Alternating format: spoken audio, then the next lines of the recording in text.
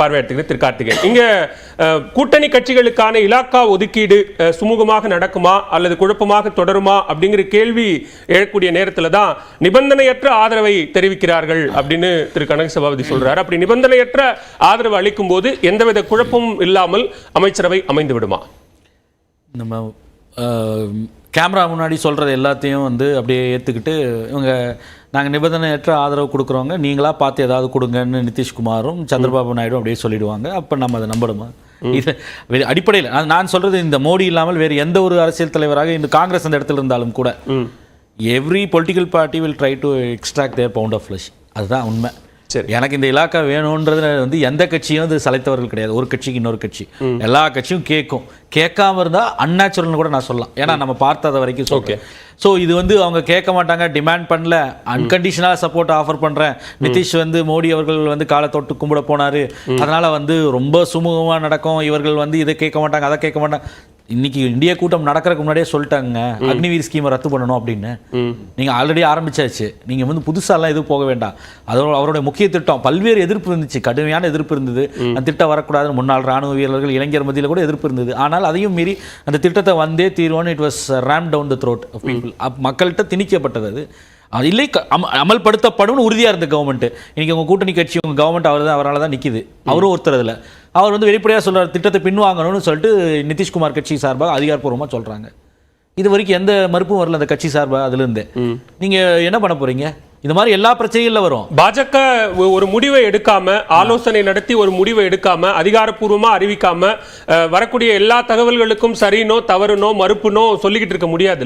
இல்லை நீங்கள் அதுதான் சொல்கிறேன். நீங்கள் இதை இப்போ வந்து அப்போ அதிகாரப்பூர்வமாக தவற வர வரைக்கும் வந்து எல்லாத்தையும் வெயிட் பண்ணிட்டு இருந்தால் நம்ம இந்த டிபேட் நடத்துறதுல மீனிங்கே இல்லாமல் போயிடும். உண்மையில் வந்து அரசியல் கட்சி என்ன செய்யும்? கூட்டணியில் இருக்கும்போது எனக்கு வேண்டிய மினிஸ்ட்ரியை கேட்டு பெறுவது நிச்சயம் டிமாண்ட்ஸ் வைக்காம எப்படி இருக்கும்?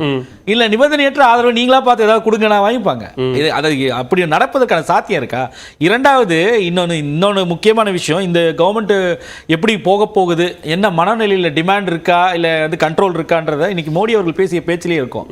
அவர் ரொம்ப நாளைக்கு அப்புறம் அவர் வாயிலிருந்து வரக்கூடிய வார்த்தைகள் கோஆபரேட்டிவ் ஃபெடரலிசம், கன்சென்சஸ், இதெல்லாம் வந்து நம்ம பார்க்குறோம். அது மட்டும் இல்லை, மெஜாரிட்டி முக்கியம் இல்லை, எல்லோருக்கும் ஒத்திசைவு கன்சென்சஸ் தான் முக்கியம் அப்படின்னு எல்லாம் ஒரே சிந்தனையோடு பயணிக்கிறது ஆரோக்கியமான விஷயம் தானே. ஆரோக்கியமான இடத்தை நோக்கி நகருது அப்படிங்கிற அடிப்படையில் அதை வரவேற்கணும். மிக மிக வரவேற்கிறேன். என்னன்னா 10 வருஷமா இந்த வார்த்தைகள்லாம் கேட்கவே முடியல. பெரும்பான்மை இருந்தது, தனி பெரும்பான்மை இருந்தது. அதுதான் சொல்றேன், தனி பெரும்பான்மை இருந்தா ஒத்திசைவு வேண்டாம், கோஆபரேட்டிவ் ஃபெடரலிசம் வேண்டாம்னு புரிஞ்சுக்கிறது தானே. அப்போ கோஆபரேட்டிவ் ஃபெடரலிசம் கூட்டாட்சி என்ன சொல்றது, என்ன வார்த்தையை பயன்படுத்துவோம் கோஆபரேட்டிவ் ஃபெடரலிசம்? அதை வந்து நீங்க இத்தனை நாள் அதோட மகத்துவத்தை வந்து அவருக்கு புரியலையா? ஏன்னா அந்த வார்த்தையை அதிகமாக பிரயோகப்படுத்தவர் மோடி. 2014 முன்பு குஜராத் முதலமைச்சராக இருந்த போது கோஆபரேட்டிவ் ஃபெடரலிசம் வேணும் அப்படின்றத மிகவும் வலியுறுத்தியவர் பிரதமர் மோடி. இன்னைக்கு வந்து 10 ஆண்டுகள் அது கேட்கப்படவே இல்லை. என்றோ ஒரு நாள் ஏதோ ஒரு கூட்டத்தில் பேசும்போது ஒரு வார்த்தை வரும். ஆனால் அந்த கூட்டாட்சி தத்துவம் நம்ம பார்த்தோமா? இங்க அது தமிழ்நாட்டில் பார்த்தோமா, இல்ல கேரளாவில் பார்த்தோமா, கர்நாடகாவில் பார்த்தோமா, மேற்கு வங்கத்தில் பார்த்தோமா, இல்ல மகாராஷ்டிரா உத்தவ் தாக்கரே ஆண்ட போது பார்த்தோமா? பேரலாக வந்து கவர்னர்களை ஆளுநர்களை பயன்படுத்தி வந்து ஒரு பேரல் கவர்மெண்ட் ரன் பண்றதுக்கான முயற்சிகள் நடந்தது இல்லையா? கவர்னர்கள் வந்து ஒரு மாநில அமைச்சரை டிஸ்மிஸ் செய்ய முடியும்னு ஒரு அறிக்கை விட்டுட்டு டிஸ்மிஸ் செய்ய முடியும்ன்றதெல்லாம் பார்த்தோமே. பண்ண முடியல, பண்ண முடியாது. ஆனால் அவர்கள் அந்த அளவுக்கு வந்து எத்தனிச்சாங்க.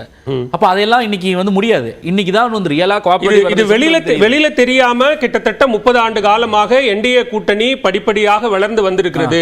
நாடாளுமன்றத்தில் எல்லா கட்சி தலைவர்களையும் நாங்கள் சமமாக நடத்தி இருக்கிறோம். அந்த அடிப்படையில் வளர்ந்து வந்து இன்றைக்கு ஒரு வெற்றி கூட்டணியாக இந்த என்டிஏ கூட்டணி நிக்குது. இது ஒன்றும் புதுசா வந்துட்டு பலம் இல்ல, ஒரு 30 ஆண்டு கால உழைப்பு அப்படிங்கிறாரு மோடி. அவர் பொண்ணுல ஒரு விஷயம் உண்மை இருக்கு. என்டிஏன்ற ஒன்று வெளியே தெரியாமே இருந்துச்சு 10 வருஷமா, அது மட்டும் உண்மை. ஆனால் என்டிஏ வந்து 30 ஆண்டுகளாக அது வளர்ந்து மெச்சூர் ஆகி இன்னைக்கு வந்திருக்கு பாலிசி போட்ட மாதிரி சொல்றாரு இல்லையா? அது நடக்கல. 10 ஆண்டுகளா என்டிஏ கூட்டமே நடத்தப்படல. கடைசியாக எடப்பாடி பழனிசாமி அவர்களை அழைத்து அவர் அதிமுக கூட்டணியில் இருந்த போது உட்கார்ற வரைக்கும் என்டிஏ கூட்டமே நடக்கலையே 10 வருஷமா.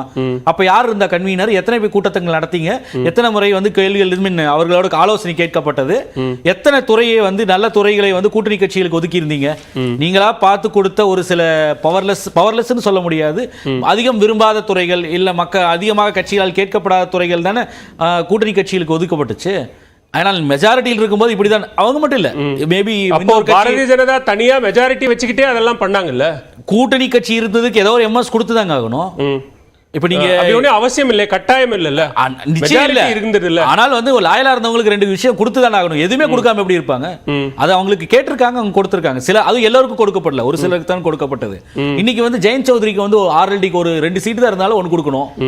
இன்னைக்கு 16 சீட் இருக்கக்கூடிய சந்திரபாபு நாயுடுக்கு எத்தனை இலாக்காக்கள்னு தெரியாது, எத்தனை MOS தெரியாது, எத்தனை ஒன்றிய அமைச்சர் கேபினெட் ரேங்க்னு தெரியாது, நிதிஷ்க்கு அது போல தெரியாது. ஆனால் கேட்பதை கொடுக்கணும். நீங்க முன்பு மாதிரி நீங்க வந்து எல்லாவற்றையுமே வந்து நாங்கள் முடிவு செஞ்சு விடுவோம்னு சொல்ல முடியாது.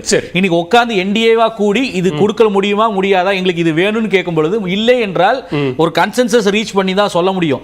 நீங்க இலாக்காக்களை முதல்ல பாஜகவை இங்க முடிவு பண்ணல, பிரதமர் முடிவு பண்றது இல்ல, என்டிஏ தான் முடிவு பண்ணும். சந்திரபாபு நாயுடுவும் 2 பேர் கமிட்டி போட்டிருக்காங்க இல்லையா, அப்ப அந்த கமிட்டிகள் உட்கார்ந்து குழுக்கள், இந்த கட்சியில் இருக்கக்கூடிய என்டிஏ இருக்கக்கூடிய குழுக்கள் உட்கார்ந்து எங்களுக்கு இந்த துறை வேணும் அந்த துறை வேணும்ன்றது அதுல ஒத்து செய்யுது.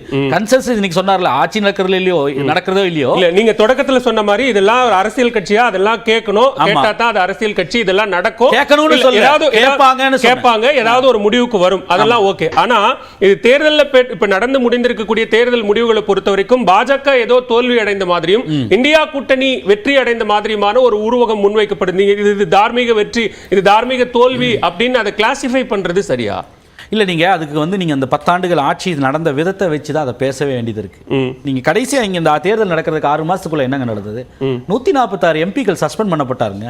ஒரு முக்கியமான வந்து டிபேட் நடந்துட்டு இருக்கும் பொழுது 45 லட்சம் கோடி வந்து பட்ஜெட் பில்லு வந்து 10 நிமிடத்துல விவாதமே இல்லாம பாஸ் ஆச்சு. இதை பார்த்தது இந்த பாராளுமன்றத்தில் இந்த போக்கு இருக்கு இல்லையா, ஒரு பாராளுமன்றத்தில் 1/3 3 1 பங்கு எம்பிக்களை வந்து தூக்கி வெளியில எரிஞ்சிச்சு, ஏறக்குறைய 3 1 பங்கு எம்பிக்களை வந்து சஸ்பெண்ட் செஞ்சுட்டு வந்து ஒரு பாராளுமன்றத்தில் நடந்துச்சு. அப்ப முக்கியமான மசோதாக்கள் நிறைவேற்றப்படுது, பட்ஜெட் பில்லுக்கு 10 நிமிஷத்துல டிபேட் இல்லாம பாஸ் ஆச்சு, 45 லட்சம் கோடி. அப்ப இதெல்லாம் பார்த்தது தான் நான் சொல்றேன். அப்ப டிபேட்டுக்கு எந்த ஒரு பிரச்சனைக்கும் பதில் சொல்ல வரல. ஒரு மணிப்பூர் போன்ற உள்நாட்டு கலவரத்தை வந்து ஒரு அவ்வளவு பெரிய பிரச்சனையை ஒரு மாநிலமே வந்து பெரிய கொந்தளிப்பு காணதுக்கு பேச வைப்பதற்கு இந்த பிரதமருக்கு எதிராக ஒரு நம்பிக்கையில்லா தீர்மானம் கொண்டு வரப்பட்டது. அதற்கு முன்பு கடைசியா நம்பிக்கையில்லா தீர்மானம் கொண்டு வரப்பட்டது இதே சந்திரபாபு நாயுடு 2018. சோ அப்ப அது போன்ற ஒரு நிலையில இருந்து இன்னைக்கு நீங்க மாறி வந்திருக்கும் பொழுது இன்று இன்னைக்கு அவருக்கு அந்த கான்ஸ்டிடியூஷன் எடுத்து வந்து முத்தமிடுறாரு இல்லையா, அப்ப அந்த அதுக்கான ரியாக்ஷனை நீங்க சமூக வலைதளங்கள்ல அரசியல் சார்பில்லாமல் பொதுவாக வரக்கூடிய மக்கள் இருந்து எடுத்து பாருங்களேன்.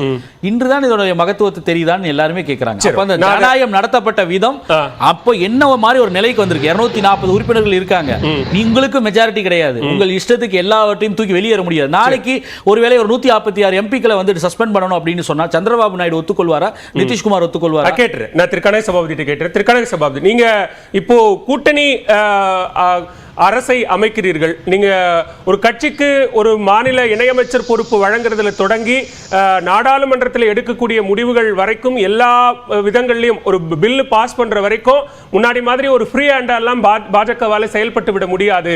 கூட்டணி அரசு அப்படிங்கிற ஒரு கயிறு பாஜகவினுடைய கைகளில் கட்டப்பட்டிருக்கு அப்படிங்கிறாரு கார்த்திகேயன். சார், கூட்டணி அரசு அப்படின்னா எப்பவுமே கலந்து ஆலோசிச்சு தான் செய்யணும். அதனால மோடி அவர்களும் முன்னால நண்பர் சொன்ன மாதிரி நிதிஷ் அவர்களும் நாயுடு அவர்களும் படுத்த அரசியல்வாதிகள். அதனால கைகள் எதுவும் கட்டப்படாது, நாம அமர்ந்து உட்கார்ந்து கொண்டு பேசி முடிவு செய்கிறோம். அதுதான், அதற்கு மேல வந்து ஒரு பெரிய இது சிரமமா நான் பார்க்கல. ஒரு விஷயம் நண்பர் முதல்ல பேசும்போது சொன்னாரு நம்ம அமுதரசன், அதாவது இந்தியா கூட்டணியை இண்டி கூட்டணிங்கிறாங்கன்ட்டு.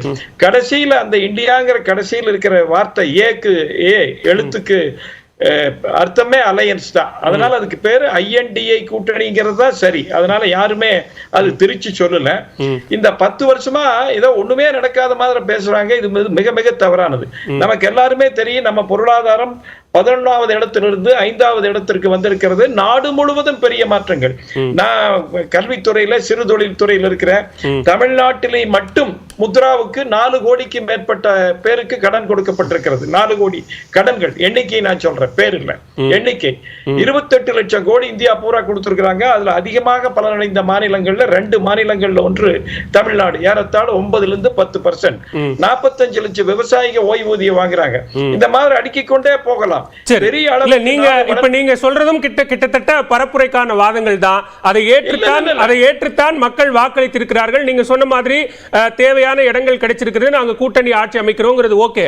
ஆனா இனிமேல இப்ப நீங்க தமிழ்நாட்டுக்கு, தெலுங்கானாவுக்கு, கர்நாடகாவுக்கு, கேரளாவுக்கான ஒரு அமைச்சர் பொறுப்பை வழங்குவது கூட பாரதிய ஜனதா தன்னிச்சையாக ஒரு முடிவை எடுத்து கொடுத்து விட முடியாது அப்படிங்கிறார் கார்த்திகேயன். பாலு இங்க பாருங்க, நீங்க அவங்க ரெண்டு பேரும் குற்றச்சாட்டு சொன்னதுனால நான் பதில் சொல்ல, நான் ஒண்ணும் பரப்புரைக்கு இங்க வரல. இல்ல சொல்றேன், நீங்க சொல்ற முத்ரா கடன் அப்படிங்கறதெல்லாம் பரப்புரையில பேசியாச்சுன்னு சொல்றேன். இல்ல அவங்க ரெண்டு பேரும் சொன்னாங்கல்ல, ரெண்டு பேரும் காங்கிரஸ் நண்பர் சொன்னாரு,